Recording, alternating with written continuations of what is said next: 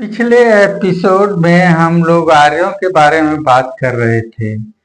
ये आर्य जब यहाँ पर भारतवर्ष में आए तो ये अपने आप को देवता कहे और यहाँ के मूल निवासियों को राक्षस कहे। सोचो दोस्तों, मित्रों, कि राक्षस इस समय वो कहाँ गए जिसको इन्होंने राक्षस कहा। इन्होंने अपने आप को देवता कहा। 33 करोड़ देवताओं की कल्पना इन्होंने की। आज लगभग 1.5 अरब की आबादी है, उसमें ये 34 करोड़ देवता आज भी विद्यमान हैं, लेकिन वो राक्षस कहाँ हैं? वो राक्षस केवल यही 90% जो शोषित समाज है, जो दलित समाज है, जो पिछड़ा समाज है, जो वंचित समाज है, जिनका शोषण हुआ है, ये शोषण करने के लिए ही इन्होंने वर्गीकरण किया था। और वर्गीकरण करते करते आज हम इस मुकाम पर पहुंचे हैं कि पिछड़ी जातियों में सब मिलाकर 6,500 जातियां बनाई हैं इन्होंने।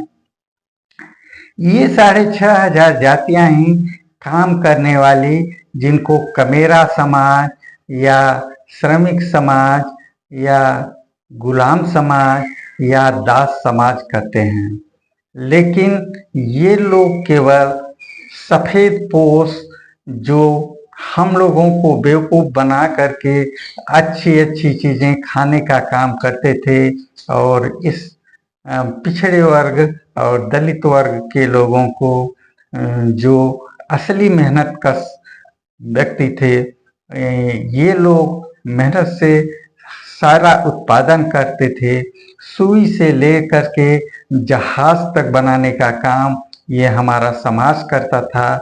लेकिन ये ताकत अपनी इस समाज ने कभी पहचानी नहीं, क्योंकि पहचानने के लिए ये लोग फूट डालो और राज्य करो, हमारे लोगों को आपस में लड़ा करके, आपस में विग्रह पैदा करके अपने खुद राजा बन बैठे थे।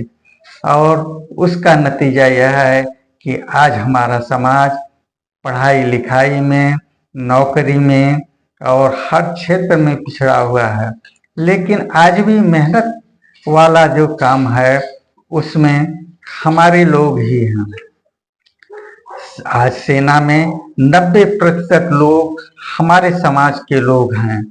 हमारे समाज कांसीराम साहब कहा करते थे कि ये 90% जो बंदूकें चलाने वाले हैं, ये दुश्मन की तरफ अपनी बंदूकें ताने हुए हैं। लेकिन जिस दिन ये 90% इस 10% की तरफ अपनी बंदूकों को कर देंगे, उस दिन इन आर्यों का, इन देवताओं का, तथाकथित देवताओं का इस देश में पता नहीं लगेगा, और उनकी यह कल्पना सार्थक हो जाएगी कि ये लोग जिस तरह से घोड़े पर चढ़कर आए थे, उसी तरह से इनको गधे पर बैठ करके वापस सेंट्रल एशिया जाना पड़ेगा, और तभी हमारा देश आज़ाद हो सकता है।